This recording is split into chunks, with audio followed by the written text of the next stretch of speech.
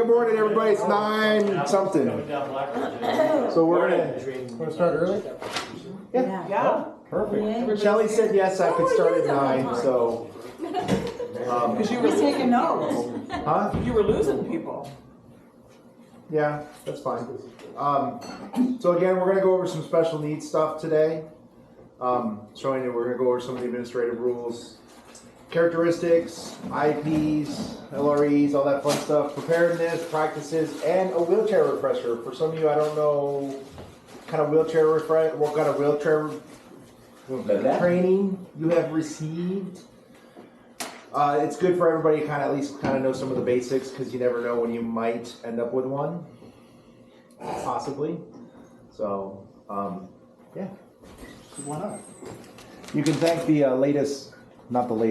last month's Student Transportation News magazine, because the big question on the cover was, when was the last time you were trained on wheelchairs? So, can you put a wheelchair on a regular bus? No. That's what I was thinking. No. That'd be interesting. No, but no, there's some of us that, for somebody like you outlined, you probably never do a wheelchair, but doesn't hurt at all. unless you do a field trip with a handicapped student, then you will take a short bus. Yep. And it happens. It does.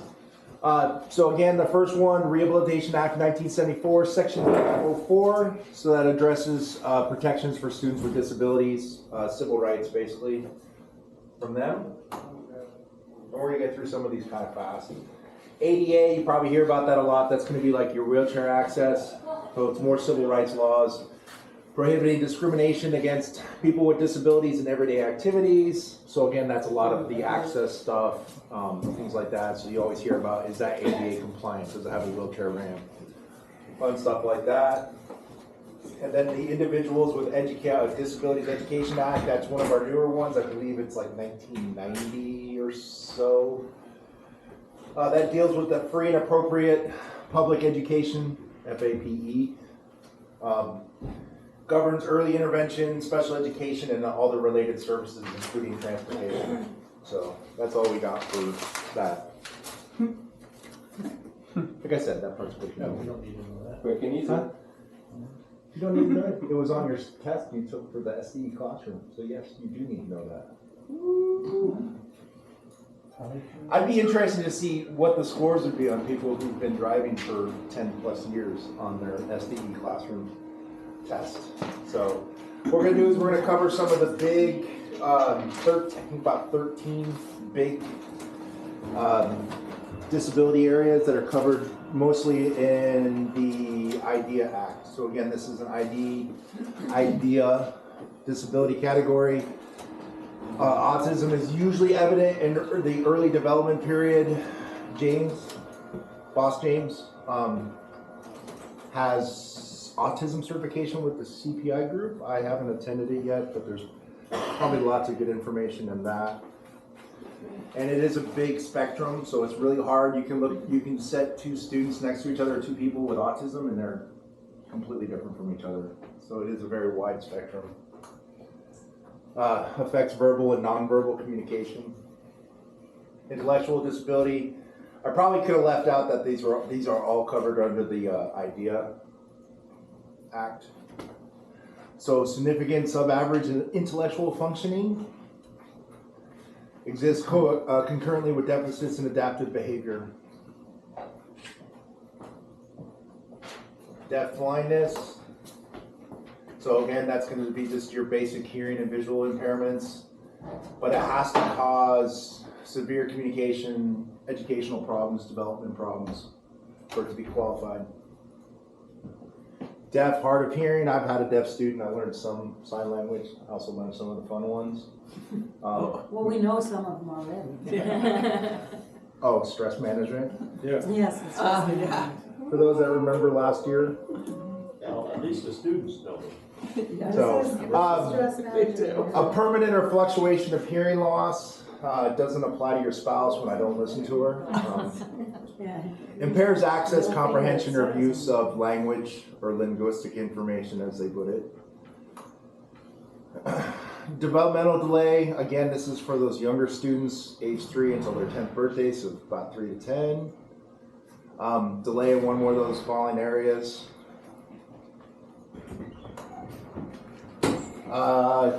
Emotional behavior disorder. So a characteristic that adversely affects their educational performance. There has been studies and research done showing that kids who grow up in emotionally abusive atmospheres have brain trauma similar to PTSD. So it is very real, and it's physical, not just emotional as well, over a long period of time. So again, it's going to affect their ability to learn and also build, maintain relationships. So, oops, too far. That's okay. Other health impairment. So again, that's going to be something that limits their strength, vitality, alertness, chronic or acute health problems. I know we have some of those on our special needs buses. Again, a lot of these, in order for them to apply in our world, it does have to affect the student's educational performance. Language impairment, delay or disorder the development of comprehension or the use of spoken or written language. So like I tell a lot of the people I went through the classroom, I didn't start talking until I was 6 or 7 years old. wow. Well, you can shut up. Somebody helped you in there. So, and then even once I started talking, I had a speech impairment. I couldn't pronounce a lot of words, but I'm better now, mostly. There's still words I have difficulty with, and I've learned to avoid them. Did you have an emotional abusive moment? Makes you wonder. Yeah. Interesting, I've had within the last few weeks, I've had a few people tell me I have ADHD, which, whatever. Everybody has I have ADHD that at some too. point. I know. To That's some kind degree. of like, Yeah. again, in order for it to fall under the category, it does have to affect a student's educational performance. So again, a specific disorder affecting some of the basic processes, and I don't think I really listed them out, which I didn't. Some of them: perceptual disabilities, brain injury, minimal brain dysfunction, dyslexia is in there.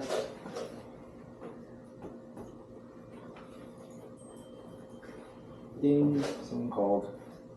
So again, multiple disabilities, and this occurs with most students, is you end up with 2 or more existing at the same time. Physical impairments that affect a student's educational performance. So missing a leg might not necessarily fall underneath this. It might fall. So I don't know a good example for that. Oh, there we go. Congenital anomaly, disease, or other causes. Speech impairment includes articulation, phonology, voice, and fluency disorders. Traumatic brain injury, as we know, back when a lot of us were younger, concussions, it was like a lot of times you get up from a concussion, like, are you okay? Like, yeah, all right, go back. Now it's a lot different. They've learned a lot more about brain injury, concussions, and how it affects them in the long term, can change your personality, all kinds of fun stuff.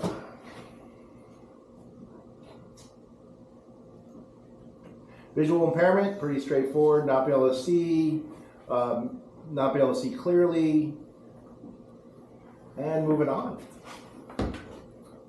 Oh man, going fast. Could a one-eyed person become a bus driver, school bus driver? No. No. I don't think so, I don't know. That's a good question. Peripheral. Even if they could pass or turn, if they got a CDL, I mean, would it still be a district policy, you think, or? I don't know. Wow. I don't know if you could get a CDL because of the eye test you have to take. I don't know for sure, I can find out. So you can get a CDL, but only to drive in-state. Not right. Interstate, you can't, because you have to have a medical card for that. In any places that require a medical card, you wouldn't be able to pass. Yeah. It cannot be a virus. Were you thinking about losing an eyeball or something? What? Yeah. It has Who's everything to do losing with an depth perception, to be able to see behind. That's all you heard out of that, huh? Yeah. Are you losing an eye? Nobody here. No, I know he's being smart. Being a smart aleck. See what I did there? Yeah, All of this topics just sort of. that's okay. IEPs, again, if anybody doesn't know, it's the Individualized Education Program. It's a written document that outlines the education program for a student with a disability. They are reviewed annually. Drivers, we can get access to them. I don't think we actually see that. Have you ever really looked at one, or do you just usually get the information from James? Yeah, we just get the, like, you know. If we pushed, we could get copies of the IEPs, especially the parts that relate to Well, transportation. some parents give you access to Right. it. They'll tell you why or whatever, but. Generally, the way it's worked here is James will get the information and he'll hand it to the drivers of what you need to know. It is a legal document, does contain confidential information, and it has to be followed. So if you have an IEP that says a student has to be in a Transported. seatbelt in a bus, they have to be in a seatbelt in a bus. You can't say, hey, you know, you're doing really good this week, I'm gonna take you out of it. Right. So if you know there's an IEP pertaining to transportation, has to be followed 100% of the time. And a lot of the times, the teachers that are involved with the students will let you know the special needs. That's the way it works out there, is that there's 2 on my bus. Oh, I And, didn't know those things. and so I have them sitting across from each other because they can't sit together. And so, but sometimes they have to be put in a seatbelt, and sometimes it's a reward system to get out of the seatbelt.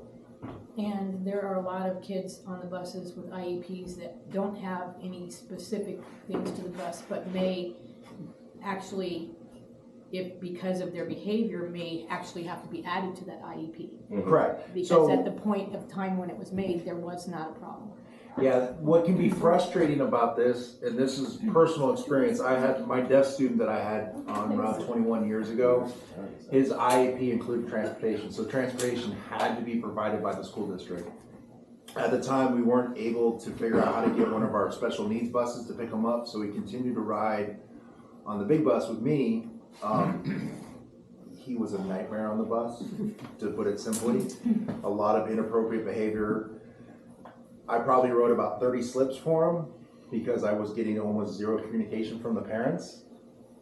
So I wrote slips to have paperwork, but even with, you know, how we say after your 4th slip, you can be removed for the rest of the calendar year. Because the IEP stated we had to give him transportation, we couldn't remove him from the bus. So in that specific case for myself, the slips were my method of informing the school district for what's going on the bus while also keeping a paperwork trail of the behavior. Because every time I called the parents, they wouldn't answer, voicemail box full, send them emails, they'd never get back to me. I try to talk to them at the stop if they were there, most of the time they weren't. They would just grab their kid and turn around and walk away while I was talking to them, so it was very stressful. Part of the reason why I left 21, to be honest. So that's one reason, any reason to write a slip if you're having issues to bring to the school's attention. So if they don't have an IEP, that the student can be evaluated and perhaps considered one. Right, and so if you do have a student that you feel might do better on small special needs buses, it is good to have that documentation there as well as your notebooks. Yes. Like we say, write that stuff, don't rely on your memory to think, well, he's done this. Having that paperwork, you can look back and say, on this day, this happened, on this day, that happened. It's always good to have that documentation and history because we need to see a pattern. And that will also help with rewriting IEPs. If they see more behavioral problems, then they'll start addressing those. But until that's written up and seen, it's an out of sight. And that doesn't happen, we don't address And it. the nice thing about slips is, you know, one goes to the student, which might get thrown away, put in a backpack. One gets mailed to the school, one gets mailed to the parents. So it goes out to those official sources so they see what's going on and they can keep track of it, or they become aware of it, I should say. A lot of times we're not even told if they have an IEP there. We have no idea. No, you're gonna have, and this is part of what this is about, is we have these students on our buses, and you might not realize it, like, you know, autistic students. They appear completely normal, but they do have autism. But again, it's that whole spectrum. There's gonna be one difference between one student and another one between another one, so. I had an incident earlier this year, a student, the principal had to come out, and I wasn't gonna write a bus slip, but she said, no, would you please do that because it'll help to get him tested for whatever it was. So, I wrote him a bus slip. Yeah, one of your kids do that to me. I don't know if you ever got that bus with that. The ones on Jason Way. I think I forgot to. No, I texted you. The brother, the older brother, said you should. I wish you'd write her a slip because he's always. So I'm like, okay, wrote a slip. But that's not an IEP thing. That was just kind of in line with that. Sorry. LRE. So that's also known as the least restrictive environment, and so this is what's going to allow them to possibly be on our big buses. I refer to it as kind of mainstreaming as well. So again, it's an ID requirement. So students with disabilities are going to be educated, transported in the least restrictive environment. So if they're not going to be that major disruption on a big bus, they're going to be on a big bus. If they're not in a wheelchair requiring that special transportation with a ramp, they're going to be on your big buses. We only have 4 special needs routes to cover what 35 other routes are doing. So we have to keep that in mind as part of this process. If we can avoid putting them on there, we try to. I don't get too involved with the decision making in that, which is fine. I don't need that. So.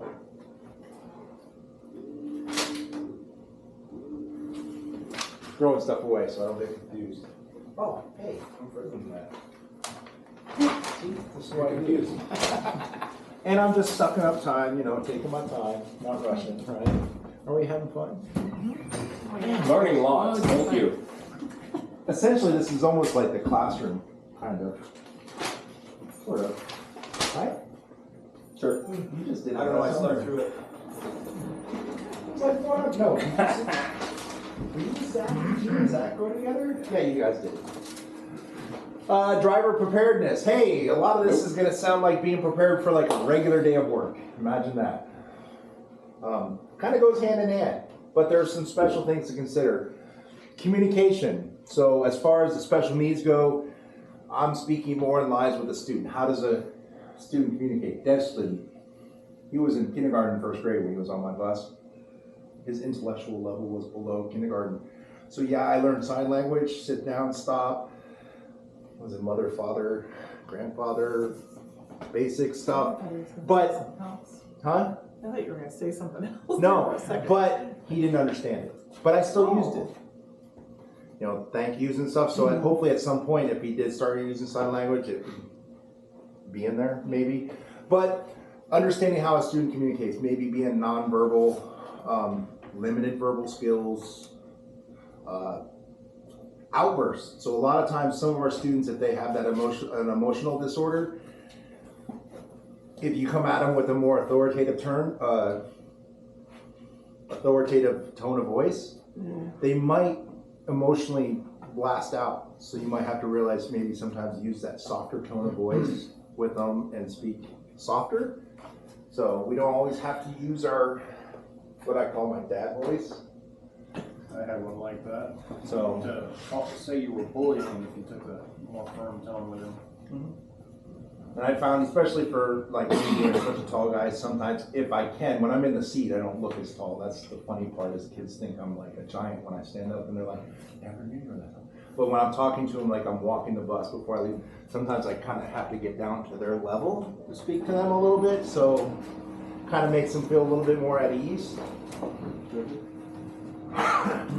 This might not be an option, but can the students sit with other students? Sometimes there's students who cannot keep their hands themselves.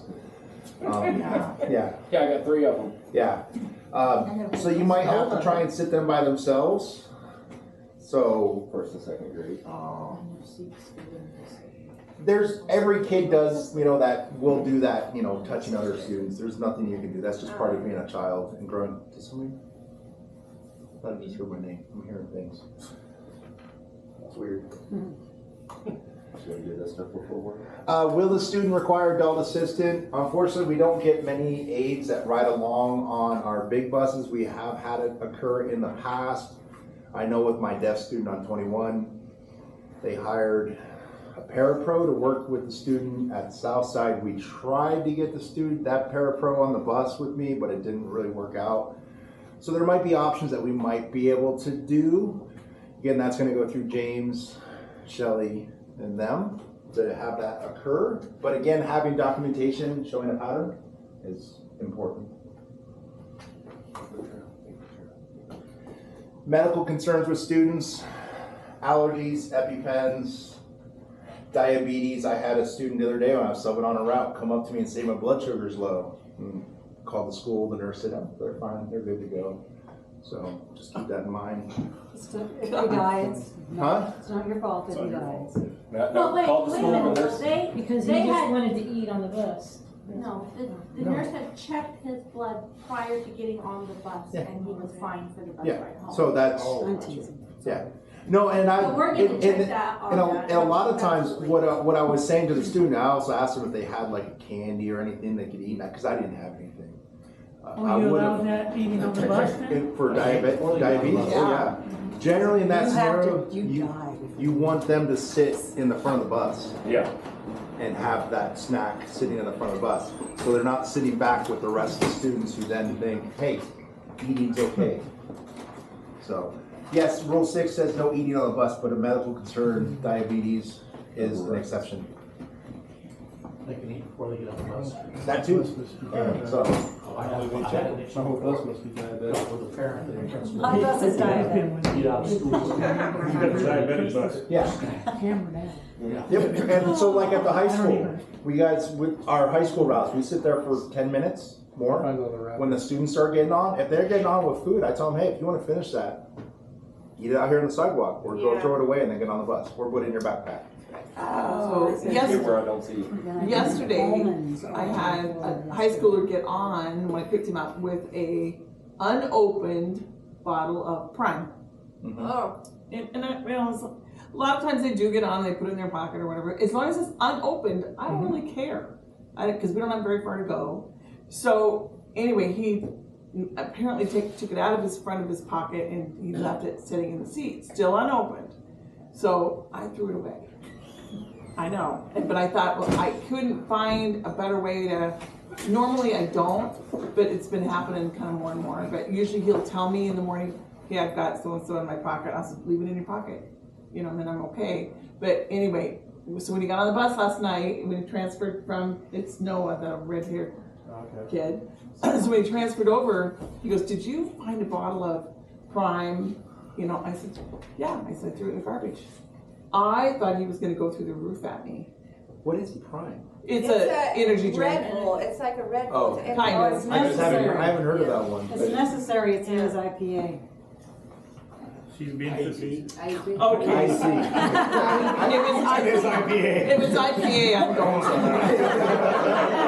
Yeah. So anyway, but it's like, so this morning, I made it really clear when I got sick of school, if you've got anything to drink that hasn't been opened or whatever, any food, if you're trying to eat breakfast or whatever, you better get it off the bus because it's going in the trash.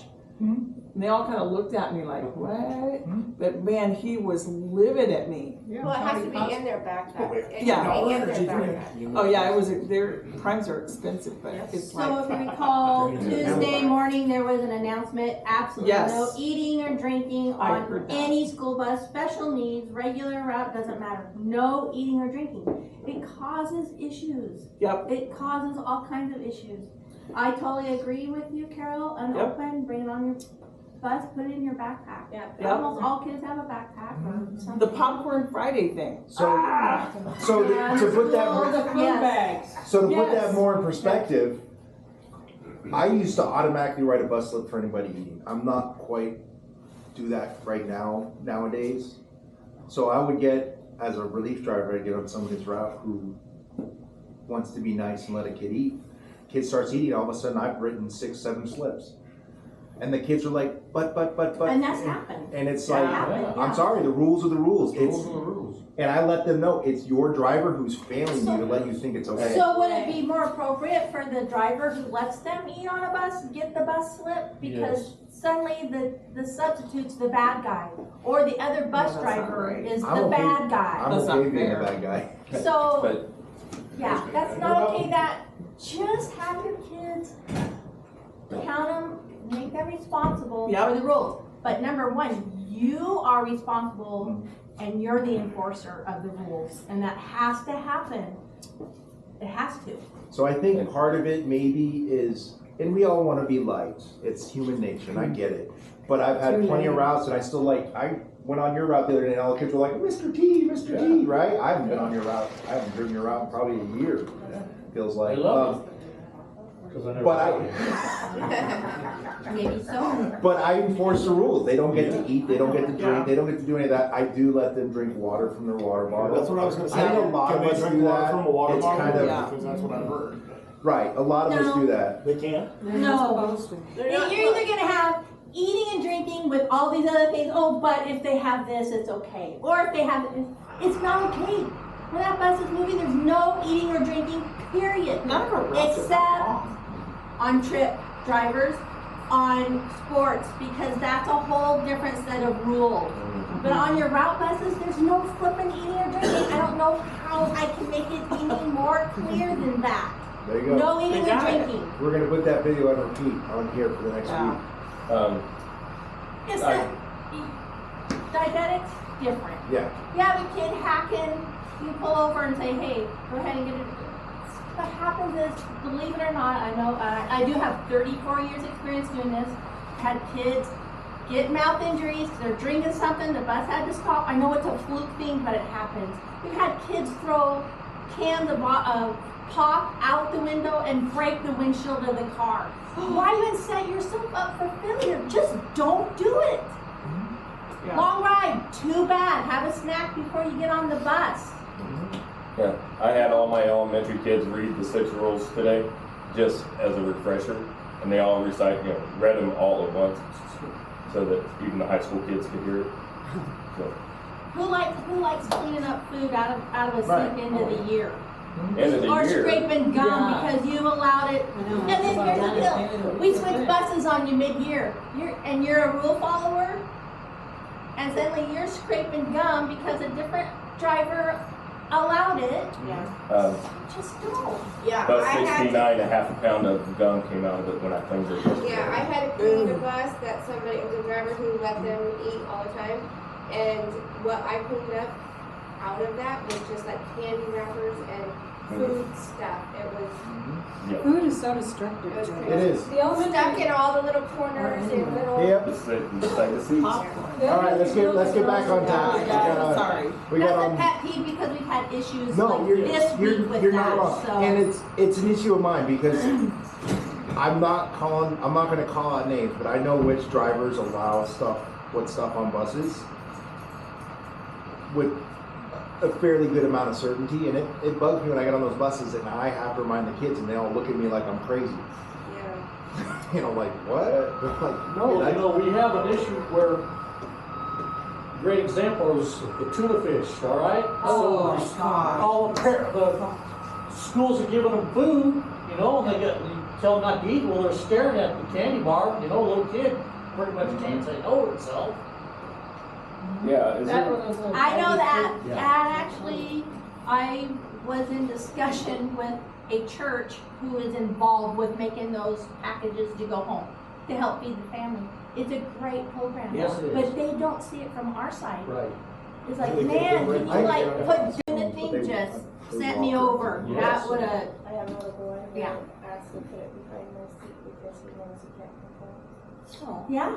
There you go. Yeah. They're not gonna give it to them every Friday or whatever before they get on the Well, bus. he had a I know, almost every kid walks home with a bag of food. Yeah, because they do food packages for the kids Yeah, but not to tuna, take right? home. Oh, there's tuning in there. Yeah. There's all kinds of It's- stuff in there. I think it's They chicken. have like Yeah. all those, It might be tuna, but there's easy chicken, open too. and Mm. things. Oh, there's like all the Yeah, stew and either the, one is and still the smelly. stuff like that. Oh, Has yeah. that. Oh, Yeah, tuna would be on worse. bus usually is what happens. Well, if they can fit it in their backpack, if they say, oh no, it won't fit, I'm like, can I try? And I put it in their backpack. I usually can get Oh it my in. God. Yeah. Kicked it under. All right, let's see. And then a girl in the back picked it up and threw it.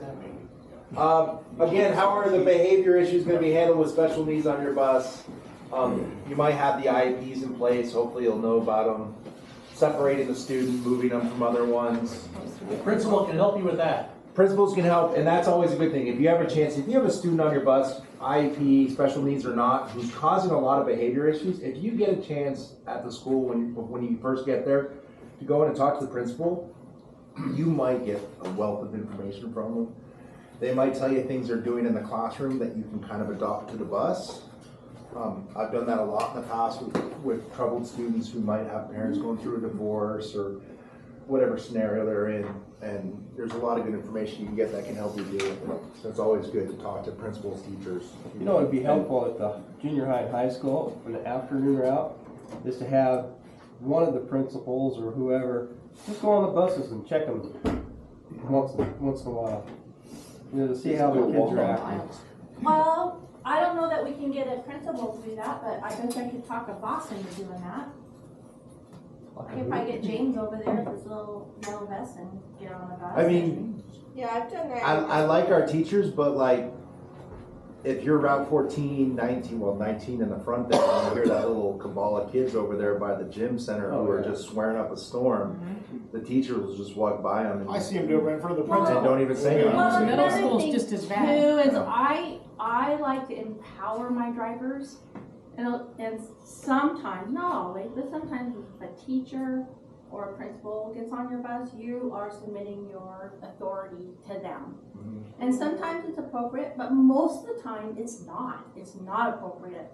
How many times and I've told you guys this, a teacher tries to board your bus, get a kid or something, say, excuse me, who do you need? Let me get them off for you instead of letting them board your bus. Little Johnny, your teacher needs to talk to you. Can you please get off the bus? So I like to empower my drivers, but there are times we have to call the principal if there's a threat of life or a weapon or students totally uncorked that they need to be off your bus. But I think for James, because he's already your authority, can step on that bus and they already know him and they'll probably straighten out pretty quick. That's why if you notice We used to do that quite often, actually. when I ride on your buses, I try not to do, I might whisper to you, hey, tell that kid to sit down. I don't do it. I want you to do it. I want to help you get control of your bus, if that's why I'm there, or if I'm just doing a check ride, same thing. And I try to set a good example of sitting correctly in the seat, buckling up if there's seat belts to show that big guys can get in them. So, have you tried that? Kindergarten is like It that. doesn't work. You can't get in one of the 3-point? I tried. Can you not get? Right. I can get in the 3-point. I feel like Chris Farley hurts. That's what it feels like. Guys, Last year I had the principal from Clarkport get on the bus and say, I need these students separated. And he walked in and went, you sit there, can he sit here? Yes, he can sit. You here. Can she sit there? Yes. Can she sit there? Yes. Wow. I worked with the principal so that they saw that, he didn't come in and say, I'm the big boss and He goes, can this person sit here? Yes. Move. Can she sit? And I agreed with where he sat them because they were troublemakers. They were a group that sat together and they caused problems in the school. And so disbanding them, it actually worked pretty well until, after Christmas, and then they all got back together. But working with the principal instead of just submitting to the principal is how I like doing it, because it's my bus. I'm responsible, because as soon as he steps off, I get the flack. So if they see us working together instead of me You're submitting, responsible regardless. You don't Yeah. answer to the principal. And you can't throw it out there. And I'm glad that you have a good working relationship with the principal. That's always a plus. But you are the authority. And I'll just leave it at that. I just can't respect my wait. authority. I'm gonna go get we them. need badges. Yesterday. Yeah, oh my God, wouldn't that be funny? How are emergencies handled? Again, if you have a student with a disability and they're on a big bus, we've determined, or it hopefully has been determined, that they're capable of doing evacuations, so they will participate in those twice annual emergency drills, evacuations. Well, most Again, kids avoid that week of riding the bus anyways. yeah, being aware of those, like diabetes and stuff like that. I'm not 100% sure how we're doing medical stuff under bus ride. But Yes, because we don't get the slips anymore filled out that they have allergies or whatever on the back. How are we supposed to know if it's not in our file or on the bus ride? I don't know. I'd like I don't know the answer to that one. So So how that works is, I'll go get it. Because when they do the registration packet, they should have a bus form in there for them to fill out. And at least we have a copy of it somewhere. Well, They register with the school district. We have all the information. It's just a matter of getting access to I it. have a medical, supposed to have everybody that has an action plan, any kind of medical, I have that. And we used to red folder them. So if I knew that you had a student with diabetes, it'd be red foldered. And then how I get these is from the nurses from the school, sends them to me. There has been a change in the nurse staff, so it would be a little bit harder for me to get information on new students. Because I don't know if that's been shared with me like it has been in the past. But we're all, if you suspect anybody on your bus having a medical, let me know and we'll look them up. But this year has slacked off with the medical stuff. And it has been different without information that we used to get directly from the parents. We have to rely from the schools or, excuse me, from the nurse staff. And so it has been difficult. But dispatch can look up any student pretty quickly on medical status. So And the I show- would rather you know ahead of time. I mean, I would much rather know instead of having to call, ask, wait for somebody to figure it out. Absolutely. Call me back and then You're not wrong. it's real. Absolutely. But a lot of routes with those parent sheets, they never get them back. I've gone check rides and they're like, I've given that kid 15 Yeah. slips There to are fill out some. and bring them, and it never comes back. So you haven't called the parent? Yeah, They've the done parent that. doesn't always disclose what's wrong with their child. That They're too. not going Right. to tell you, oh, my child's allergic to spinach and this Or and that or and this they, and that. my kid doesn't You know, like it's nuts, just- so he's allergic to nuts. We had a major one years ago with John Grasso's route, and the student had a major heart issue, like major, and they didn't put anything on the sheet. And we found out from the system that they did. It's like, why didn't you tell us? Why? So the thing with bus ride, this has still been a learning year. It's still a work in progress. The idea behind it was when they register with the school district, they give the school district all the information. Bus ride was supposed to be able to parse that information and bring it out for us in some way or form, but it's not quite working like that right now, or hasn't. So Is there any way for us to get our stops printed out, the kids per each stop? It's We on have- I know it's on the tablet. No, we have. I've sent those out to you guys twice now. Yeah. he's That talking have with your the stops students. and all the students. Yeah, you can do that. Because I need another copy. Because, well, I keep getting more students, so I need, and Well, tell like him to stop multiplying. where's Route 12? He's not in here. The new Rodriguez. student that's a transfer. Rodriguez. Yeah, I Rodriguez. dropped her off the other day. Yeah, I have no idea. She got on my bus, I was like, wait, you stop. Right here. Who are you and where do you go? Yeah. She's like, I go to, and I was like, okay, I got dropped off, and I was like, So okay. that's not always a bus ride issue. Even before bus ride, But they wouldn't necessarily call transportation to say, hey, we've got a new student. Sometimes they just show up. Yeah. So that's where, yes, talking to them, getting the name, calling into dispatch and say, hey, I've got a new student. Do you know anything? She can look them Sometimes up. I do, sometimes I don't know. Yeah, and you can always look them up in Power School and see. And so that's not a bus ride issue. That's been an ongoing issue, and with not always transportation always being informed of new students. So it's frustrating having kids show up and you're like, it's even worse when they don't know where they live. Or they're little, Or their they name. can't tell you, they don't even know their name. High school. We just had that. Or you can't understand What they're saying, yeah. I live over here behind the trees. By the mailbox. A couple of years ago, where do you live? In Idaho. And I don't, At least they know the state. Yeah, you got the right state. You just couldn't tell me anything about it. Again, so for students, the special needs students physically getting on the bus, again, if they're on your big bus, they're supposed to be able to do it on their own. Little buses have aids. And secured, again, the IEP might require being in a seatbelt, so that's something that hopefully you'll be made aware of. And if you're informed it's in the IEP, again, you cannot say, today I don't feel like doing the seatbelt. Has to be done every time, every day. Whoops. Best practices. Yep. Hey, look at that, pre-trip inspection, imagine that. Just like you do every day, every trip. Always do a good pre-trip. Make sure your bus is in good working order.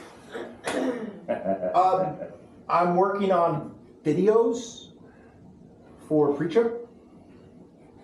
So if you ever, when I get those done, if you want to have access to them, you have to let me know. I'll have to email them to you. Whether it's your personal email or work email will be fine.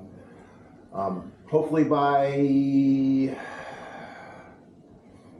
I should just put a time on it. Start of next school year, Yeah. I'll have them done. Just so I can, because I have to edit and I want to make sure they're good. I'll have a couple different versions of like how to speeding, which I've already done. I think Ken's looked at them. I don't know if he does them with you. How to kind of shorten a pre-trip, like how you're kind of multitasking. Also going to have ones that are more in depth for like training, where it's going over, you know, what you're looking at, what you're looking for, all that fun stuff. And it'll be broken down in sections: under the hood, body, brake check, and student interior, light check, fun stuff. Be in the moment, focused, concentrated again. I know sometimes, like we were talking about with wintertime, vitamin D affecting our happiness.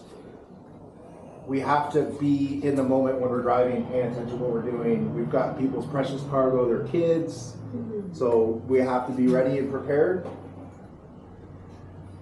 Loading and unloading again. What gear do we want to be in? Neutral. Neutral. Center of our right-hand lane of travel. We want to stop that 12 feet back, 15 feet back from the students. We'll make sure as they're unloading, they're not checking their mailboxes, they're waiting to pull away. That's a big one I see a lot on routes. It's a hard one to break because the parents are like, check the mail before you cross the street. Can't have them do that. Cross the street, pull away, then they can Do whatever. They can do what they want. Yeah. They can run down the middle of the road.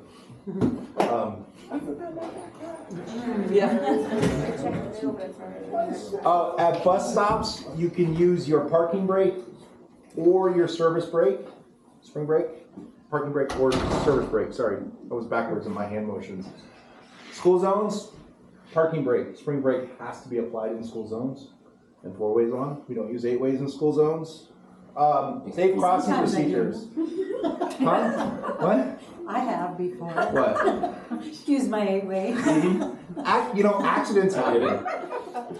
Mistakes happen. I did it. I mean, I'm here. You know, Safe crossing procedures. So this is one that on check rides I see a lot of. We use a closed palm, fingers extended, big sweeping motion. Not anything else. That is the appropriate motion for crossing your students across the street. That's not just Lake Connery, that's the state of Idaho. It is. It's from CISPO. Yeah. So. State of Idaho. And make sure the kids are looking at you before they cross. Right, and check that traffic. We're always double checking traffic and watch traffic. You should be keeping a hand over your city horn so that you can put a long blast of the horn down if you see something. Teach those students, if that happens, they should be looking at the driver so you can give them direction on what to do, whether it's Run. jump in the ditch or, you know, whatever it may be. We don't have many 8-way highway stops. I know you've got some. Always be mindful of those for cars who may be illegally passing you on the right-hand side. So watching those students, I know I saw Bob Weir last night. He had a car pass him at Prospect on the right-hand side of the bus. And he grabbed the student by the backpack as they're unloading. Oh, gosh. Oh, my word. So, I think it was wintertime too. So I think the car lost traction. I don't know. There's a video circulating now of a truck going around a van What? that's stopped, You're fine. and 2 It's not looking students me get fun. off. Did that not and he happen? barely He told me it misses the happened. second It student. happened, it Okay. happened, yeah. Okay. I thought maybe I was just making up stories. That's terrifying when it happens, that It is. happened to me. But he was at That's so Super One scary. last night. I ran into him. So Go ahead. I want to hear what sorry. you said. Me? What were you? No. Oh, I was gonna say, I was gonna say. There's a video circulating on, I believe it's YouTube, because I do bus things on YouTube, and they're at a stop. First student gets off. You can see a van back here stopped, and a truck literally goes around the van in the ditch, comes up and around the van and gets in line, and the second student just got enough time to look up and take off running. And all it says is student barely missed by truck. And that's all. And I'm like, no, it's a perfect video because you can see license plate, you can see the driver, you can see the make, you can see the model. It's a perfect video for getting that person thrown his ass in jail. Yeah. Or at least a ticket. Idaho doesn't do that. No, It's like a I think it's like a I think $200 drivers fine. should be able to go and talk to them. for the first offense, so. Yeah. Take a thumper. Student management, I know we've kind of harshed on that a little bit, especially with Rule 6, but I ask those kids to follow those 6 rules, and if you do it from day one, you do it consistently, it pays off in the long run. Don't deal with student management problems at bus stops while you're trying to cross kids or load them. That's what you need to pay attention to. Then worry about what's going on the bus. There's been incidents, not here, where there was one I watched. Students were unloading from the bus, something happened on the bus driver was paying attention to that. He shut the door and closed the backpack of the kid in the door and then drove like 3 blocks. Oh my God. Yeah, I know. That was my thought too. Like, how do you go 3 blocks without noticing something in your service door? I've seen that video too, and it was actually a woman, but she also had like, say, standing lines right in here. She has to be like sitting in front of it. She has someone like sitting in front of the standee line, and I'm like going, I was watching so many different things, like there was like, that's wrong, that's wrong, Yeah. that's wrong. That's Well, why it happens, it's all yeah. distractions. That's part of why for those of you that remember that fun security video about the bomb on the bus, there were so many problems with the driving that I don't use that video anymore because it gets more torn apart for bad driving. And the information that you can learn from it, I can just Overshadowed. tell you. Yeah. So that video was terrible. So, but yes, I watched the video of that scenario, and it just, there's so many things like where you're just looking at like, this and that. But yeah, student management, it helps. It can be hard. It is hard. It is hard. But it pays off in the long run. Mm-hmm. So, emergency evacuations, we do it twice a year. Remember, always the closest ones to danger are off first. Whenever you're evacuating on railroad tracks, highways, you always want to move towards traffic or train so that when it makes contact with your bus, it doesn't push you into it or gets pushed into you. At a 45-degree angle, away from the roadway. Other stuff, what do I have on here? Backing. Always back with students on board. Don't hit the trees. There should be monitors in school zones. That doesn't necessarily happen in the mornings. No. Why not? Good question. Yeah. Sickles does a good job in the afternoon. So here's on the Sagal in the morning. The Sagal. the afternoons are better, but the mornings, part of it, to interject my thoughts on it is the whole monitoring thing is in the transportation handbook, sorry. The monitors don't work for the transportation department. So why would they read the transportation handbook? So, but that's something that we, don't forget your railroad procedures and post-trip child checks. I haven't heard of any children being left on buses here. There's always sleepers. Sleepers, yeah. So don't get us on the news. I don't want to get interviewed and talk about you. Actually, I do. That would be fun. I had a high school kid fall asleep Well, this we can morning. just shuffle the legs and train. Yeah, before he got to transfer at Sagal. And one of his buddies had to go back and jostle him. I go, good God. Well, I had one, Just yesterday. I was doing a Washington route that I got to the high school and they're like, oh, you still have a elementary school kid on. I thought I was doing Kim's. I don't know, doesn't matter. And so I had to take him back to the school. He looked a little nervous because he got up and looked around and I'm like, don't worry, I'm taking you to school. Don't panic yet. Not yet. Wait till we get there. All right, general principles for lifts. So now we're talking wheelchair lifts, which are only going to be, I think our new mid-size has a lift, doesn't it? No? No. All right, no. Our bigger little buses. Or the redheaded stepchild department when it comes to wheelchair buses. Fair enough. Lift base. We always want to be in the widest position possible. And my expert's over here. We will be building a video together at some point. Have you talked to that parent yet? I have not, I'm sorry. That's fine. I will. No rush. Pretty soon. Something to be mindful of, you want to have the area clear so those ramps drop out and a little away. So if there's a bush 4 feet away and you're 4 feet away from it, you're going to be asking that wheelchair to go through the bush.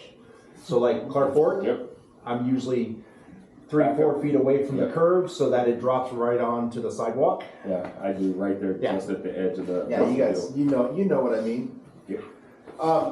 Again, if any of you are going to be doing a wheelchair and you feel wholly uncomfortable, come see me, and I will gladly take some time and load a wheelchair with you. Passenger has to be secure, so it's recommended that you always lift it a few inches, make sure everything is secure, double check the passenger before you continually all the way So up. can I ask a question? Yeah. So do they stay in their wheelchair while they're en route? Okay, so you don't take them out of the chair and put them in a seat? Nope. Okay. So I've never been on a Yeah. bus. So the wheelchair brakes have to be set Okay. when they're on the ramp. So all the brakes have to be set and they have to be powered off, which I think Powered down. which is on a later step. Okay. Safety belts and devices, all of those have to be in place. So some of our wheelchairs have the seat belts that go out in front of them. And if you don't latch that, you're going to be sitting there trying to use it and it won't go up. So, and some of them are tricky. Some of them have a console switch that you have to turn on. Other ones don't. So each bus is a little different. But like I said, Talk about the theory of operation on those. You have to set the parking brake, is that one option, right? You have to? For all of our wheelchair bus lifts, I believe the parking brake has to be on.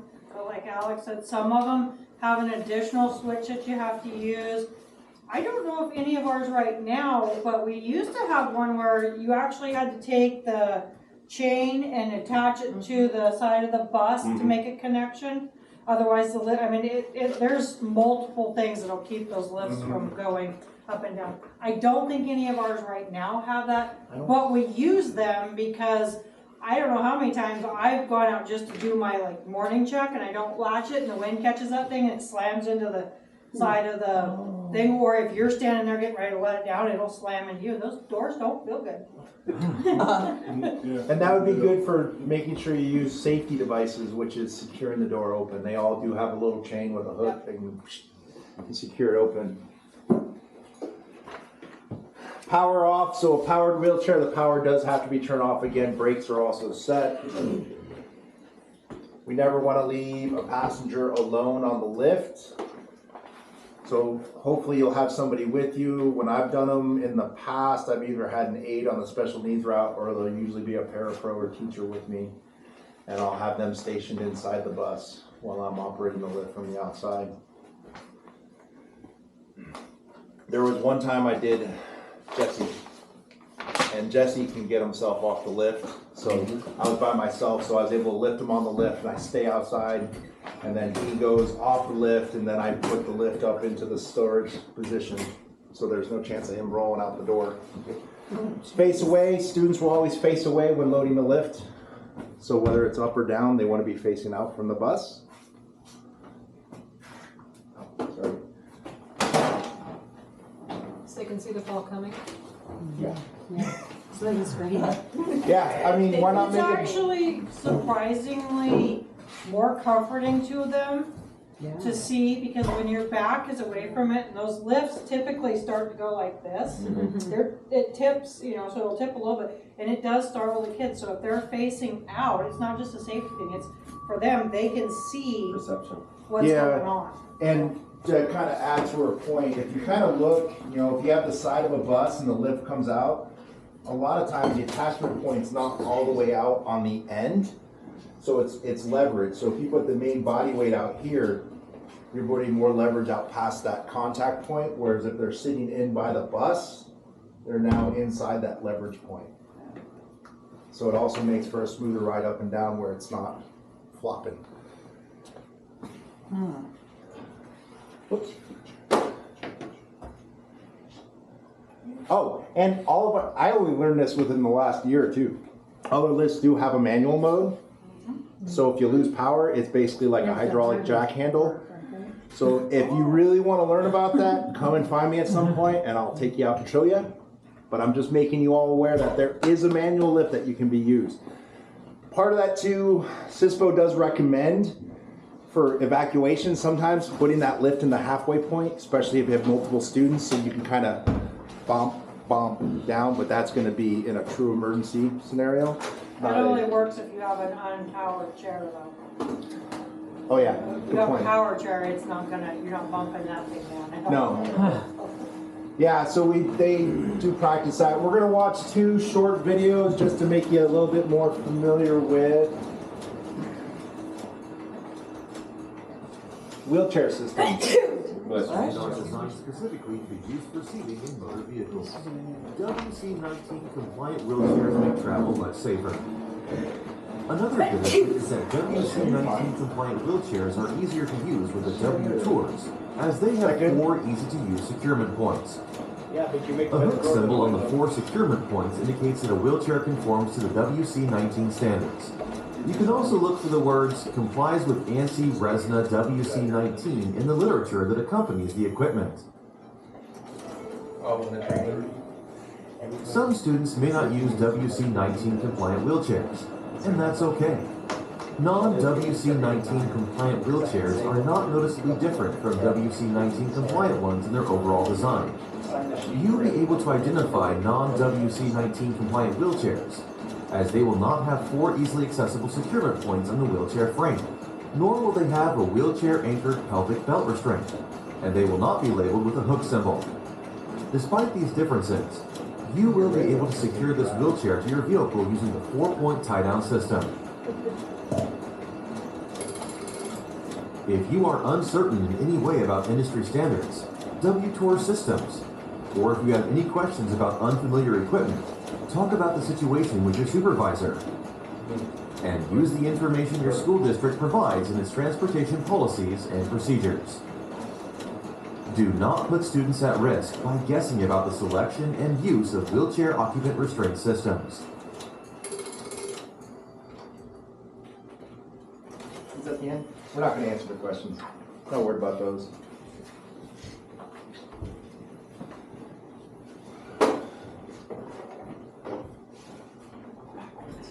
Don't be slow. Don't be. And this is the last one, 2 minutes, and then we'll be done for any questions at that. Always use a 4-point tie-down securement system. This will ensure that the wheelchair is stable and tightly secured to the vehicle.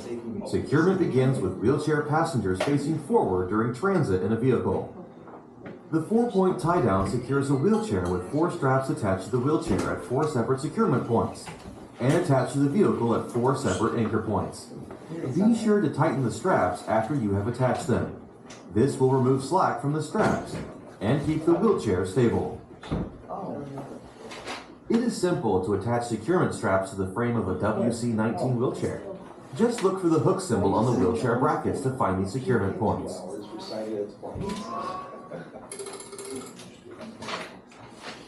Non-WC19 wheelchairs are secured by attaching the front and back straps at the 4 anchor points on the vehicle floor to welded junctions on the main frame of the wheelchair, or where the frame is fastened with steel bolts. You can identify this location by the 6 raised bumps on the bolt head. Attach the securement straps as high as possible on the wheelchair frame, but below the seat. Then tighten the straps to eliminate slack from the straps and keep the wheelchair stable. Securement points should be located as close to the seat surface as you can get. Rear securement points should be high enough to result in angles of the rear tie-down straps between 30 and 45 degrees to the horizontal. Consider purchasing an inclinometer or digital level at a hardware store to verify the angles of the straps. Attaching the straps too low on the wheelchair can possibly result in the chair tipping over. Alec, I'm just gonna tell you, I'm not taking a If the level chair. non-WC19 wheelchair has tilt and space seating, you should first make sure the seat ankle is in the upright position. Then secure all the front and rear tie-downs to either the seat frame or the base frame. Floor anchor points for rear securement straps should be located immediately behind the rear securement points in the wheelchair. Make sure the straps are parallel with the direction of vehicle travel. To make the wheelchair more stable during transit, floor anchor points for front securement straps should be spaced wider than the wheelchair itself. No. Done. Alright, the answer is C. Inclometer? Is it? Is it C? I don't know, what's the question? I don't know, I didn't read it, I wasn't. It was B. Are you trying to get an arm from me? Yeah. I can't, Alright, so again, a lot of these videos are very general because they're made for nationally. I don't expect somebody to take a level to a wheelchair or wheelchair straps. So it was more just about introduction. Again, if you get asked to do a wheelchair at some point and you don't feel comfortable, come and find me. Come and find one of our special needs drivers. Any of them can help you with it. So, any questions, comments, I'm gonna ask concerns? a question. So where they were strapped front back on the floor, is that inside the bus? That's not on the ramp? That's inside the bus. Okay, all right. So I honestly have never been around one, so I don't some of the know. wheelchair ramps have like the handles on the side have a seatbelt to go across. Okay. Some don't, but they all have a lip that comes up off the ground. Got it. When you lift it, it will come up.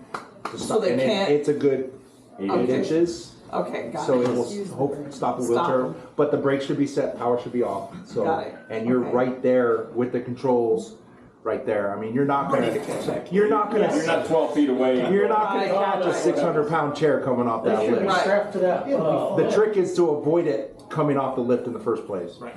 So that's like, I remember years ago, this is kind of a side story, it just made me think of it. I used to repair and deliver photocopiers when I lived in Seattle a long time ago. Feels like another life. I was halfway down the lift and it came off the end, and I'm sitting there like this for a good 10 minutes, holding it kind of at like a 45-degree angle, realizing I can't get it back up on the lift. So I finally just had to step aside, and Let it go. after I put in a good 40 hours of work on the thing. So, but So you got paid to do it again. He's not joking about